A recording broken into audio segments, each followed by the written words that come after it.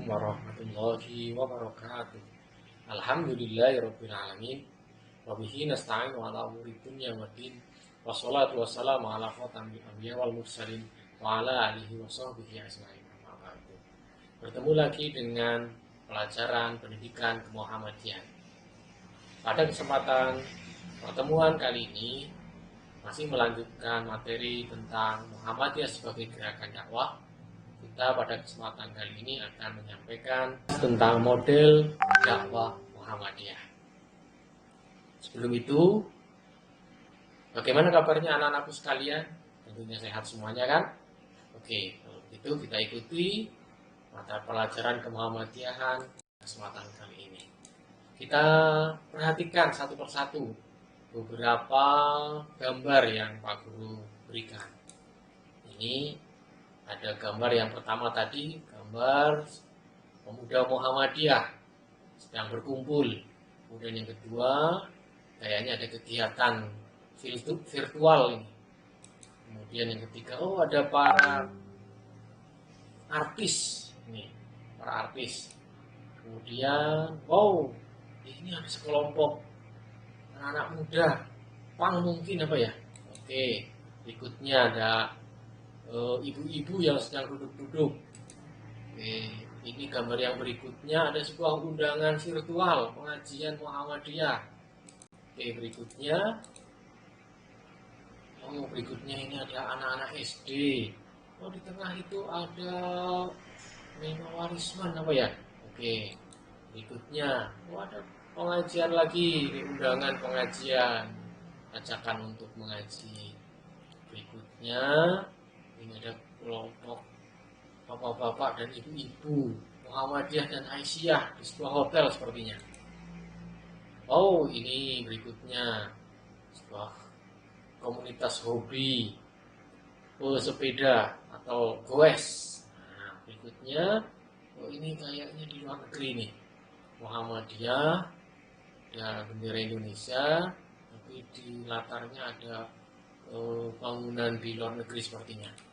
Berikutnya, ada undangan lagi, undangan pengajian Milad Muhammadiyah. Berikutnya, Pak Guru tampilkan lagi, ini ada spanduk kebun buah dan sayuran Muhammadiyah. Ada sekelompok bapak-bapak, para petani. Ada undangan lagi, pengajian virtual. Ini ada kelompok adat, sepertinya Pak Haidar Nasir itu sedang menghadiri sebuah acara adat. Selanjutnya, ini ada korps mubalik yang diterjunkan di Papua sana. Selanjutnya, ini para guru-guru TK Aisyah. Dan ini yang terakhir, ada supporter, ada kelompok supporter, yaitu para pendukung sepak bola. Teman-teman sekalian, itu beberapa gambar. Pertanyaannya adalah, gambar di atas itu apa? Apakah gambar-gambar di atas? Coba tebak. Iya betul. Sebuah gambar atau beberapa gambar tentang komunitas manusia. Tadi ada petani, ada pedagang, ada saudagar, ada anak-anak, ada ibu-ibu, ada kaum adat, dan lain sebagainya. Betul, mereka adalah sekelompok komunitas. Di dalam Muhammadiyah, di Muktamar Muhammadiyah ke-47 di Makassar yang lalu, ada satu dokumen penting yang disajikan dalam muktamar tersebut, di mana dibahas salah satunya adalah tentang dakwah di Muhammadiyah. Kemudian muncullah sebuah gagasan di mana Muhammadiyah melakukan sebuah gerakan dakwah pencerahan yang dinamakan berbasis komunitas. Ini sudah ada dan bisa kalian baca secara lengkap sehingga nanti bisa memperdalam pengetahuan kalian tentang apa itu dakwah komunitas. Namun pada kesempatan kali ini kita akan bahas satu persatu tentang apa itu dakwah komunitas. Anak-anakku sekalian, bahwa Muhammadiyah dalam berdakwah ingin melakukan sebuah pencerahan kepada umat. Nah, apa yang dilakukan yaitu sifatnya dengan menggunakan dakwah transformatif. Apa itu dakwah transformatif? Yaitu strategi perubahan yang dinamis, yang menekankan kepada proses gerakan, yang membebaskan, memberdayakan, dan memajukan kehidupan masyarakat. Adapun modelnya, model dakwah pencerahan adalah model dakwah yang berbasis komunitas, yaitu merupakan bentuk aktualisasi dakwah Islam oleh Muhammadiyah dengan perhatian atau fokus pada kelompok-kelompok sosial khusus yang kemudian disebut dengan komunitas. Nah, dakwahnya tertuju kepada kelompok-kelompok sosial yang khusus. Nah, apa itu semuanya? Mari kita bahas satu persatu. Latar belakang kenapa muncul model dakwah komunitas ini. Yang pertama, ingin mempertahankan dan melangsungkan dan mentransformasikan gerakan pencerahan di abad kedua. Kita tahu di dalam mendirikan Muhammadiyah sebagai gerakan dakwah ini selalu membuat suatu gerakan yang mencerahkan, yang membaharukan, perbaharuan. Maka untuk melangsungkan itu semuanya di abad yang kedua, Muhammadiyah ingin eksistensinya sebagai gerakan dakwah. Yang kedua, adanya perubahan sosial akibat globalisasi dan dinamika sosial yang baru. Tentunya akan berbeda antara masa Muhammadiyah awal berdiri dengan masa yang sekarang. Yang kedua, dinamika ekonomi, politik, dan budaya pasca reformasi. Dan yang ketiga, adanya penetrasi atau tekanan ideologi baru dan misi agama yang lain. Dan yang terakhir, adanya perkembangan masyarakat yang makin berubah cepat, heterogen, dan kompleks. Inilah latar belakang kenapa munculnya dakwah komunitas di Muhammadiyah. Berikutnya, apa arti komunitas itu? Komunitas adalah kelompok-kelompok kecil dalam masyarakat yang memiliki sifat atau karakter tertentu yang spesifik. Anak-anak sekalian, adapun komunitas berasal dari bahasa Latin yang asal katanya dari komunitas, dan dalam bahasa Inggris community yang berarti kesamaan. Adapun komunitas adalah sebuah sekelompok sosial dari beberapa organisme yang berbagi lingkungan, umumnya memiliki ketertarikan dan habitat yang sama. Dalam suatu komunitas, para individu yang hidup di dalamnya memiliki maksud, kepercayaan, sumber daya, preferensi, kebutuhan, resiko, kegemaran, dan sejumlah kondisi lain yang serupa. Nah, ini arti dari komunitas. Berikutnya, anak-anakku sekalian, di dalam berdakwah ini tentunya memiliki prinsip. Prinsip-prinsip dakwah komunitas Muhammadiyah diantaranya satu, kemampuan untuk menerjemahkan pesan dan misi dakwah secara relevan yang membawa pencerahan dalam kehidupan komunitas yang menjadi sasaran dakwah. Harus tahu pesan dan misi dakwah tersebut. Yang kedua, kemampuan memahami dan memetakan komunitas secara lengkap. Yang ketiga, prinsipnya adalah kemampuan untuk mengorganisasi atau memobilisasi masyarakat tersebut atau komunitas tersebut. Dan yang keempat, kemampuan berinteraksi dan berkomunikasi sesuai dengan karakteristik komunitas. Yang terakhir, yang kelima, kemampuan memetakan dan mengidentifikasi kebutuhan komunitas, dan ini terakhir, kemampuan untuk membangkitkan solidaritas, dan yang ketujuh, kemampuan mengembangkan proses pencerahan yang membebaskan, memberdayakan, memajukan kehidupan yang bermakna sesuai dengan nilai-nilai luhur ajaran Islam yang membawa kemajuan. Ini ada 7 prinsip dakwah komunitas. Berikutnya, anak-anakku sekalian, apa model dakwah komunitas di Muhammadiyah? Ada 4. Yang pertama, dakwah bagi komunitas atas. Yang kedua, dakwah bagi komunitas menengah. Yang ketiga, dakwah bagi komunitas bawah. Dan yang keempat, dakwah bagi komunitas marginal. Mari kita bahas satu persatu tentang model dakwah kepada komunitas-komunitas tersebut. Yang pertama, dakwah bagi komunitas atas. Apa itu komunitas atas? Yaitu yang pertama, ciri-cirinya adalah memiliki kemapanan ekonomi dan profesi yang tinggi. Yang kedua, memiliki pendidikan dan tingkat intelektual yang tinggi. Yang ketiga, kedudukan dan status sosial yang tinggi. Dan yang keempat, kemampuan menguasai akses ekonomi, politik, dan budaya. Bagaimana pendekatan dakwah komunitas atas? Yang pertama, memanfaatkan atau pemanfaatan dunia maya.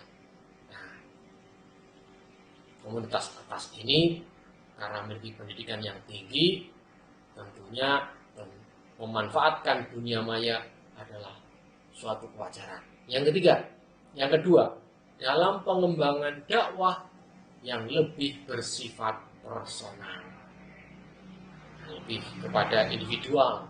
Yang ketiga, memperbanyak publikasi keagamaan melalui penerbitan buku, majalah, brosur, dan lain-lain. Yang keempat, mengembangkan metode dakwah yang lebih bervariasi. Yang kelima, meningkatkan profesionalitas, akuntabilitas, dan branding lembaga filantropi Muhammadiyah seperti Lazis, Wakaf, dan keuangan mikro. Dan yang terakhir, pendekatan dakwah kepada komunitas atas adalah mengembangkan pesan-pesan dakwah yang bersifat spiritual untuk menjawab tantangan krisis batiniah mereka. Ini contohnya komunitas jaringan Saudagar Muhammadiyah. Mereka tergabung dalam komunitas Saudagar Muhammadiyah. Kita anggap mereka sebagai komunitas atas. Berikutnya, yang berikutnya, komunitas atas ini, dakwah bagi mereka harus memadukan antara peneguhan dan pencerahan yang dikemas secara lebih baru atau tidak konvensional. Dakwah kepada komunitas atas ini harus lebih kreatif, inovatif, dengan kemasan dan gaya bahasa yang sesuai dengan gaya hidup mereka. Pengajian-pengajian harus dikemas lebih menarik, dengan diberi cover yang menarik dan nama yang berkesan elitis, dan diadakan di tempat-tempat yang sesuai dengan status sosial mereka. Nah, ini model dakwah bagi komunitas atas. Yang kedua, dakwah bagi komunitas menengah. Komunitas menengah adalah komunitas atau kelompok yang sudah mapan dalam profesi dan kehidupan. Biasanya ditandai dengan tingkat pendidikan dan penghasilan yang lebih baik dari orang tua mereka, namun belum masuk kelompok elit. Dalam kehidupan di masyarakat, kelompok ini biasa diwakili oleh para guru, dosen, PNS, kewirausahaan, profesional, dan aktivis menengah. Apa yang dilakukan oleh Muhammad ke mereka? Yang pertama, melakukan pendekatan interaksionis, berinteraksi kepada mereka, temui langsung mereka. Yang kedua, program kegiatan. Adakan sebuah program-program kegiatan bagi mereka, libatkan mereka. Contohnya, memberikan ruang aktualisasi diri bagi mereka untuk bergabung dalam sebuah kegiatan. Yang kedua, menampung zakat, infak, dan sedekah. Yang ketiga, paket program AMM, Angkatan Muda Muhammadiyah. Ya, mereka kita ajak masuk ke AMM bagi yang masih muda. Yang keempat, adakan privat mengaji jika mereka memang membutuhkan. Yang kelima, suplai buku bahan ajar kepada mereka. Yang keenam, paket komunitas, adakan misalkan wisata religi, dan sekarang ada hobi-hobi tertentu, goes yang tadi sampaikan, itu bisa dimasukkan dalam contoh program kegiatan. Dan yang terakhir, silaturahmi nasab atau keluarga. Nah, ini contohnya, adakan pengajian pada forum-forum pegawai. Kegiatan-kegiatan semacam ini akan lebih mengena kepada mereka. Berikutnya, anak-anakku sekalian, dakwah bagi komunitas bawah. Siapa mereka? Mereka adalah kelompok yang masih memiliki pekerjaan atau sumber penghasilan yang rutin, namun karena minimnya penghasilan yang mereka dapatkan untuk memenuhi kehidupan sehari-hari, maka secara ekonomi mereka masih rentan. Artinya, setiap saat kelompok ini bisa jatuh dalam kemiskinan. Nah, bagaimana model dakwah komunitas kepada tingkat bawah ini? Yang pertama, strategi populis dan praktis. Nah, adakan kegiatan yang populer bagi mereka yang sedang digandrungi oleh mereka, dan yang sifatnya yang praktis-praktis, yang sederhana. Pengajian rutinan, pengajian di bidang pengetahuan tertentu atau keterampilan tertentu. Yang kedua, model dakwahnya adalah program kegiatan. Adakan pelatihan-pelatihan bagi mereka supaya mereka diuntaskan dalam bidang pendapatan mereka. Kelompok tani, kelompok peternak. Yang ketiga, dakwah sosial. Ajak mereka untuk bergabung dalam hal-hal yang hubungannya dengan sosial. Berbagi, mengumpulkan pendanaan dan lain sebagainya. Ajak mereka bergabung. Yang ketiga, yang keempat, dakwah di bidang pendidikan. Berikan pengetahuan kepada mereka tentang pengetahuan tertentu. Yang kelima, dakwah ekonomi. Ya, tadi ada pelatihan, ajak mereka membuat sesuatu, memiliki keterampilan tertentu, sehingga taraf hidup mereka akan lebih baik dengan diadakan sebuah pelatihan sehingga mereka mampu menghidupi dirinya sendiri. Ini contohnya, pengajian ranting di desa, pengajian amal usaha mungkin juga bisa dimasukkan ke sini. Yang berikutnya ini yang dakwah bagi komunitas marginal. Nah, apa itu? Yaitu masyarakat marginal adalah istilah yang sering digunakan untuk mengidentifikasi kelompok-kelompok masyarakat secara sosial, ekonomi, dan politik terpinggirkan. Artinya, kelompok-kelompok tersebut dianggap tidak mendapatkan tempat selayaknya dalam kehidupan bermasyarakat. Nah, contohnya anak pang, anak gelandangan, orang-orang yang berkecimpung dalam dunia hitam, PSK, preman, dan lain sebagainya. Nah, Model dakwah yang kita lakukan, yang dilakukan oleh Muhammadiyah kepada komunitas marginal, yang pertama adalah dakwahnya lebih humanis, merangkul mereka, memanusiakan mereka. Yang berikutnya, tablignya bilhal, dengan memberikan sesuatu kepada mereka, keterampilan, agar mereka itu merasa diayomi, agar merasa mereka itu dilindungi. Nah, yang ketiga, dakwah sosial, ajak mereka untuk bergabung dalam membantu orang-orang yang membutuhkan. Yang keempat, dakwah sosial ekonomi, membuat sesuatu yang bisa menjadikan itu lebih bermanfaat bagi orang lain. Dan yang kelima, dakwah yang dalam bentuk advokasi, melindungi mereka,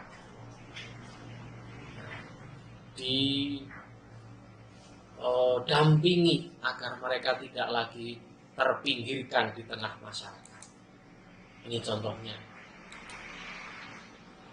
Mereka kita ajak mengaji, kita ajak untuk bergabung walaupun di lingkungan mereka, tetap mengaji, sadarkan mereka, tapi dengan lebih humanis, merangkul, dengan cara membantu mereka agar mereka tidak lagi masuk ke dalam dunia seperti itu. Anak-anakku sekalian, dan yang terakhir ini ternyata ada dakwah bagi komunitas virtual. Nah, di era sekarang dunia internet juga semakin berkembang. Siapa mereka? Yaitu salah satu jenis komunitas yang memiliki perkembangan yang sangat pesat dalam teknologi komunikasi dan informasi. Keberadaan sistem internet dengan berbagai perangkat yang terus berkembang untuk mengaksesnya tidak lagi hanya sekedar sebagai alat komunikasi, melainkan telah menciptakan moda interaksi baru, atau lebih jauh lagi menciptakan realitas sosial baru. Nah, anak sekarang, anak muda, orang dewasa, orang tua sudah mulai menggandrungi ini, dunia virtual. Melalui Facebooknya, Instagramnya, Twitternya, dan lain sebagainya, mereka membentuk komunitas-komunitas sendiri. Nah, apa yang dilakukan untuk berdakwah kepada mereka? Yang pertama, metodenya adalah metode partisipatoris, mengajak mereka berpartisipasi. Kita masuk ke dalam dunia mereka dan mereka kita ajak untuk bergabung dalam forum-forum tertentu dalam hubungannya dengan dakwah Islam. Yang kedua, modalnya adalah media tablik bil kolam, yaitu media literasi. Nah, berikan sebuah bahan-bahan kajian-kajian itu, di-share ke mereka, mereka membahas, mereka bertanya tentang hal ini.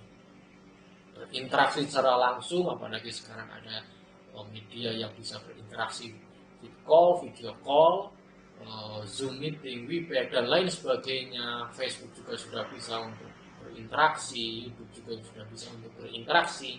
Ini sangat mungkin untuk media literasi ini semakin berkembang. Yang ketiga, menampung dan distribusi ZIS atau zakat, infak, dan sedekah. Dengan virtual ini tidak menutup kemungkinan komunitas-komunitas virtual ini kita ajak untuk bersama-sama berbagi pada orang-orang yang membutuhkan. Ini sangat mungkin. Dan mendistribusikannya ke mereka-mereka yang sangat membutuhkan. Nah, anak-anak sekalian, sekarang sangat marak dengan media ini, tentunya sangat mudah untuk berdakwah untuk di masa sekarang. Sudah tidak lagi orang berduyun-duyun ke tempat tertentu, tapi menggunakan virtual, melihat di dalam handphonenya, di dalam komputernya, mereka bisa berpengajian, mereka bisa mengkaji Islam. Yang keempat, modelnya adalah bentuk kelompok, pembentukan kelompok. Dengan virtual ini bisa membentuk sebuah kelompok atau komunitas relawan-relawan online yang bisa berdakwah secara tidak langsung. Nah, anak-anakku sekalian, Apa yang akan dilakukan oleh Muhammadiyah seharusnya untuk mengorganisir dakwah komunitas ini? Sosialisasikan kepada seluruh pimpinan. 2. Miliki akun sosial tertentu. Duplikasi materi-materi atau forum-forum dakwah. Buat materi-materi dan forum-forum dakwah virtual tertentu. Dan yang keempat, membentuk dan melatih kelompok aktivis dan relawan persyarikatan untuk bisa masuk ke komunitas virtual ini. Jangan sampai lengah. Dan inilah contohnya. Silaturahim, pengajian virtual diselenggarakan, forumnya menggunakan Zoom meeting atau apapun yang bisa digunakan dalam rangka pengajian, kajian virtual ini untuk membangun dakwah di dalam komunitas virtual. Karena Ibu sekalian, itu ada 5 model dakwah komunitas. Adapun literasi yang lain, kalian bisa membuka di YouTube. Ada YouTube yang sudah dibuat oleh Muhammadiyah Persyarikatan yang bisa menerangkan secara detail tentang dakwah komunitas ini. Ini lamannya, bisa diakses, silahkan. Dan sebagai terakhir adalah penugasan untuk kalian, susunlah rencana pelaksanaan kegiatan dakwah komunitas berikut. Yang pertama, komunitas gelandangan. Yang kedua, komunitas kaum milenial atau virtual melalui Facebook. Kalian cukup buat 1 rencana pelaksanaan kegiatan dakwah komunitas. Coba direncanakan bagaimana cara membuat sebuah rancangan kegiatan dakwah komunitas kepada para gelandangan, kepada orang-orang yang komunitas Facebook. Nah, bagaimana merencanakan? Silahkan dibuat, nanti dikirimkan ke Pak Guru. Contohnya seperti ini. Contohnya 1, temanya apa yang akan kalian lakukan. Nah, yang kedua, pembicaranya siapa, tempatnya di mana. Nah, kalau virtual tentunya di Facebook, gitu ya. Waktunya kapan, acaranya apa, mulai dari pembukaan sampai penutupan. Nah, silakan ditulis apa yang akan dilakukan dalam rencana dakwah komunitas tersebut. Dan yang terakhir, penyelenggaranya siapa. Nah, ini contoh rencana dakwah komunitas yang Pak Guru berikan adalah bagi para petani. Demikian yang bisa kami sampaikan tentang model dakwah Muhammadiyah. Tentunya masih banyak yang perlu kita bahas secara mendalam. Untuk itu kalian bisa membuka buku kalian, modul yang sudah Pak Guru sampaikan, silahkan dibaca kembali. Tentunya ini hanya sebagai penguat saja, menerangkan kembali bahwa materi pembelajaran pendidikan kemuhammadiyahan dalam Muhammadiyah sebagai dakwah, yaitu model dakwah di Muhammadiyah. Terima kasih, mudah-mudahan bisa berkenan, dan mari kita akhiri pertemuan pada kesempatan kali ini dengan bersama membaca hamdalah. Alhamdulillahirabbil alamin. Wassalamualaikum warahmatullahi wabarakatuh.